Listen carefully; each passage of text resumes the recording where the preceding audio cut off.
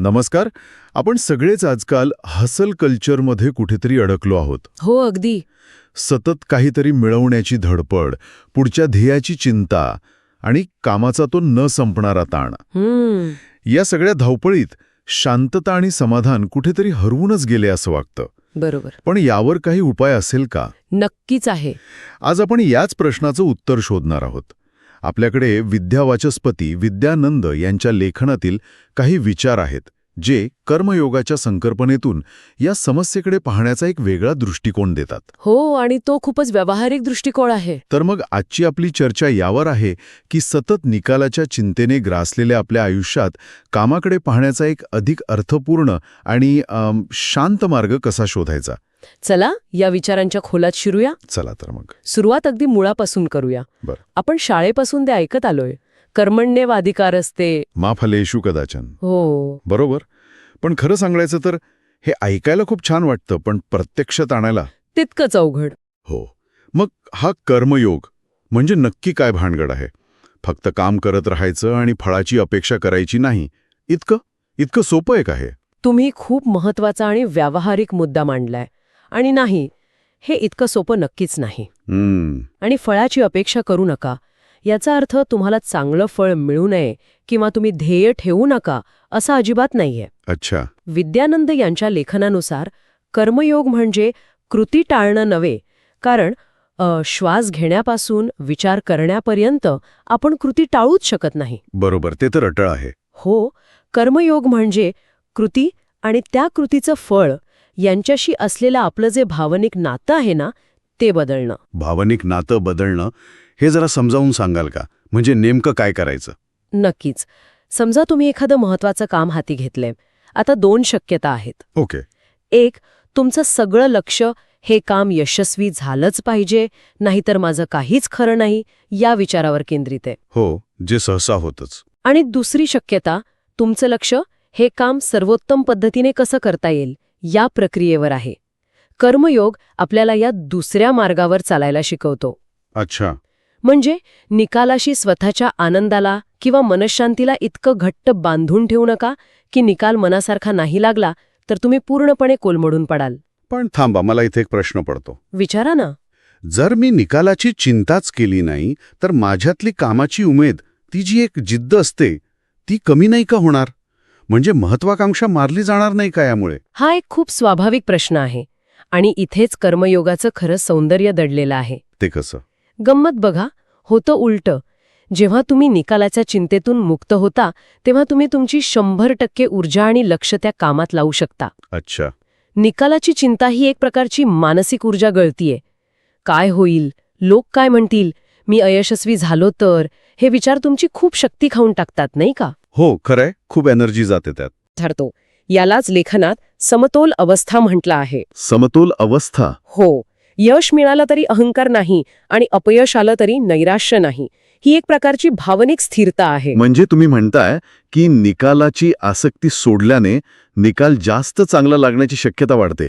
हे ऐकायला थोडं विचित्र पण तितकंच आकर्षक वाटतंय. बरोबर. या लेखनात मी करतो या भावनेकडून माझ्याकडून होत आहे या भावनेकडे जाण्याचा एक उल्लेख आहे.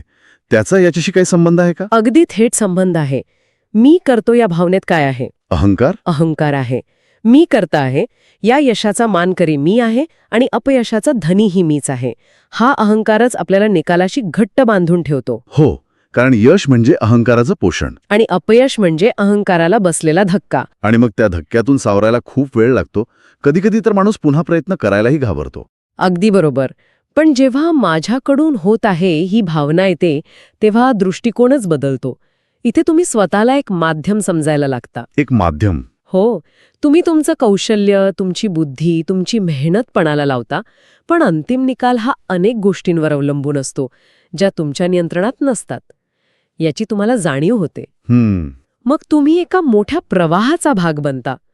एक कुशल खेळाडू जसा खेळताना स्वतःला विसरून जातो आणि फक्त खेळात एकरूप होतो, तशी काहीशी ही अवस्था आहे. अरे हो, हे ऐकताना मला फ्लो स्टेटची आठवण झाली, ज्यात माणसं त्यांच्या कामात इतकी गुडून जातात की त्यांना वेळेचंही भान राहत नाही. तुम्ही अगदी योग्य शब्द वापरलात.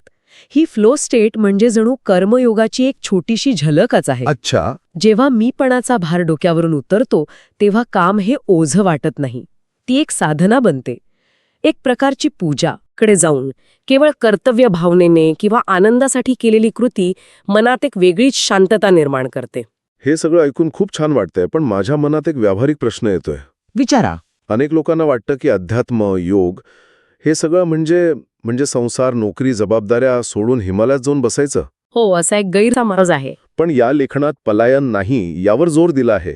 मग हे सगळं रोजच्या जगण्यात कसं आणायचं? आणि हाच कर्मयोगाचा सर्वात महत्वाचा आणि क्रांतिकारी विचार आहे. तो कोणता? कर्मयोगासाठी घरदार सोडायची, जबाबदाऱ्या टाळायची अजिबात गरज नाही.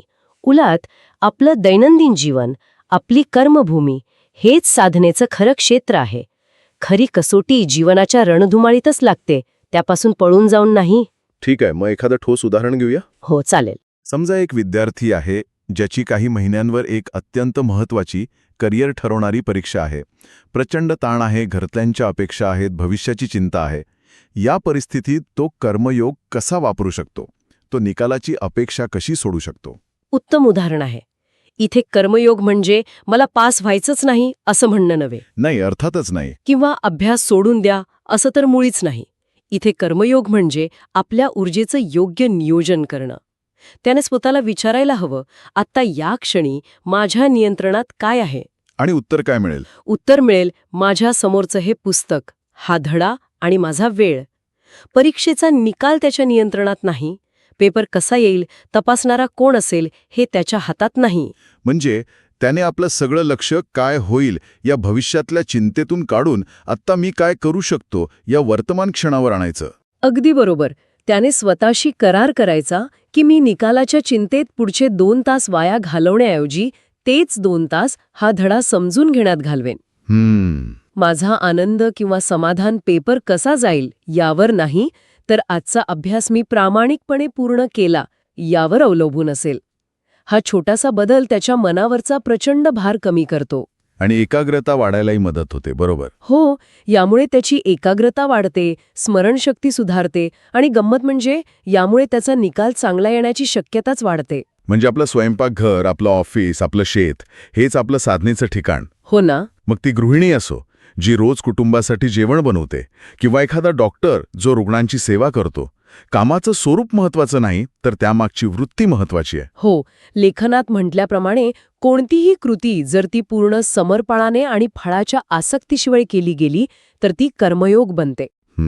एक सफाई कर्मचारीही जो आपलं काम केवळ नोकरी म्हणून नाही तर स्वच्छता निर्माण करण्याची संधी म्हणून पाहतो, तो एक अशा सीईओपेक्षा मोठा कर्मयोगी ठरू शकतो जो केवळ स्वतःच्या फायद्याचा आणि शेअरच्या किमतीचा विचार करतो. म्हणजे काय करतो यापेक्षा कसं आणि का करतो हे महत्वाचं आहे. अगदी. मला वाटतं याचा थेट संबंध आपल्या मानसिक आरोग्याशी आहे.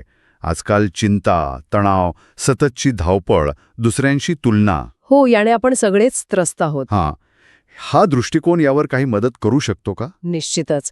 खरं तर कर्मयोग हा एक प्रकारे मानसिक आरोग्याचाच राजमार्ग आहे. अच्छा. आपली बहुतेक मानसिक अस्वस्थता कुठून येते? लेखनानुसार 3 मुख्य कारणं आहेत. 1.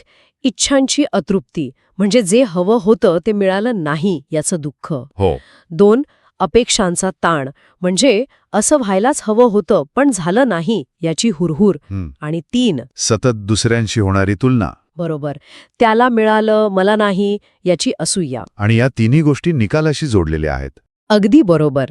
जेव्हा तुम्ही तुमचं लक्ष निकालावरून हटवून कृतीवर आणता तेव्हा तुम्ही या तिन्ही त्रासांपासून हळूहळू दूर व्हायला लागता.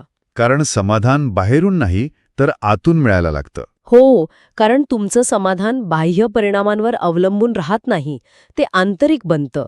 ते तुमच्या प्रयत्नांवर, तुमच्या प्रामाणिकपणावर अवलंबून असतं. यामुळे मनाला एक प्रकारची शिस्त लागते, मन शांत आणि स्थिर होतं. आणि मला वाटतं याचा सर्वात मोठा फायदा म्हणजे आपण वर्तमान क्षणात जगायला शिकतो. आपलं मन सतत भूतकाळातल्या चुकांमध्ये किंवा भविष्यातल्या चिंतांमध्ये भटकत असतं. हो ना? पण जेव्हा आपण कामात पूर्णपणे रमून जातो तेव्हा आपण खऱ्या अर्थाने इथे आणि आत्ता असतो. हीच तर कर्मयोगाची सर्वात मोठी देणगी आहे. भूतकाळ संपला आहे, भविष्य अनिश्चित आहे, आपल्या हातात फक्त वर्तमान क्षण आहे. आणि त्याचा सर्वोत्तम वापर करणं. हो, त्या क्षणाचा सर्वोत्तम वापर करण्याची कला म्हणजे कर्मयोग. जेव्हा मन शांत असतं आणि पूर्णपणे वर्तमानात स्थिर असतं तेव्हा आयुष्य अधिक स्पष्ट, हलकं आणि अर्थपूर्ण वाटू लागतं. तोच खरा आनंद आहे जो कोणत्याही निकालापेक्षा खूप मोठा आहे. तर आजच्या या चर्चेतून एक गोष्ट माझ्यासाठी खूप स्पष्ट झाली. कोणती? कर्मयोग म्हणजे कामापासून पळ काढणं नाही किंवा जबाबदाऱ्या नाकारणं नाही. उलट आपल्या कामाला, आपल्या जबाबदाऱ्यांना अधिक प्रभावीपणे आणि मुख्य म्हणजे अधिक आनंदाने सामोरं जाण्याचा तो एक मार्ग आहे. अगदी अचूक. हा कृती आणि त्याग यांचा संगम आहे. पण इथे त्याग म्हणजे कृतीचा त्याग नाही, तर कृतीच्या फळाच्या आसक्तीचा त्याग.